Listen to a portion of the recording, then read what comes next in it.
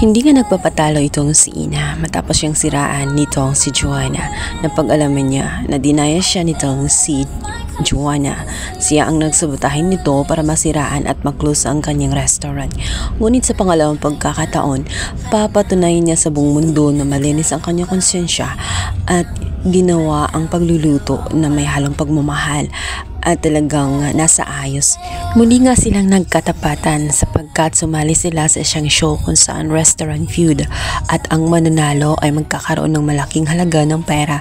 Bukod pa roon ay makikilala ito sa buong mundo sapagkat nasa national TV sila. At dito mapapatunayan na talagang magaling ang restaurant kung sino man ang mananalo sa kanilang dalawa.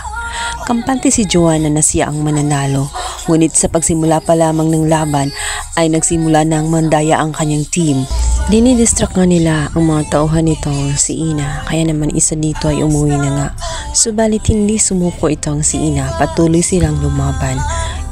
Inayos nila ang kanilang presentation at nagdulungan sila kung paano nila ito maipanalo. Samantalang itong si Joanna ay aligaga at nagpapanik. Gusto niyang madaliin ang bagay ng pagluluto, kaya naman hindi nag-agree ang kanyang mga kasamahan dahil kapag madaliin ang pagluluto, mawawala ang lasa nito. At dahil nga sa mataas ang kanyang ego at hindi siya mapagsabihan, gusto niya siya ang masusunod, kung kaya't hindi naayos ang pagluluto ng pagkain. Kaya hindi nakakapagtaka na ang pipiliin nga ay ang kabilang team, ang team nitong si Ina. Bagay na hindi niya matanggap, kung kaya't galit na galit siya. Gusto niyang awayin ang naturang judge. Hindi niya matanggap ang desisyon nito na si Ina at ang kanyang team ang nananalo. Napahiya siya sa publiko, napahiya siya sa national TV. Sinugod-sugod pa nga niya itong si Ina. Gusto niyang sakalin. Muntik na nga itong hindi makahinga itong si Ina. Mabuti na lamang at dumating din itong si Francis at tinulungan siya. Sinabi ni Ina kung anumang nangyayari sa kanya o kung natalo man yun ay patunay lamang na mas magaling siya at hindi na-disturb ang legacy ng kanyang Lola Aurea sapagkat wala siyang puso. At hindi nga nagtagal na karma din siya sa kanyang ginawa dito kay Ina sapagkat sa sarili niyang galaw ay nasaktan niya ang kanyang sarili. Ang kanyang kamay ay natalisod kung kaya't ito'y na-dislocate ang mga buto.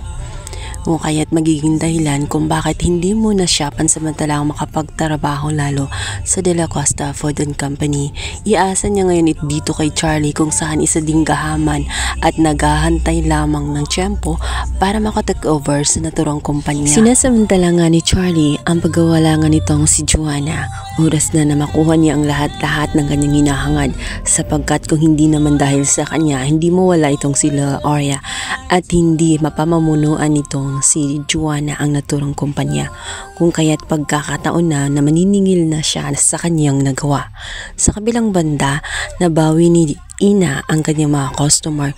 Muling dumami ang kanyang customer at nagtiwalang muli sa kanyang restaurant.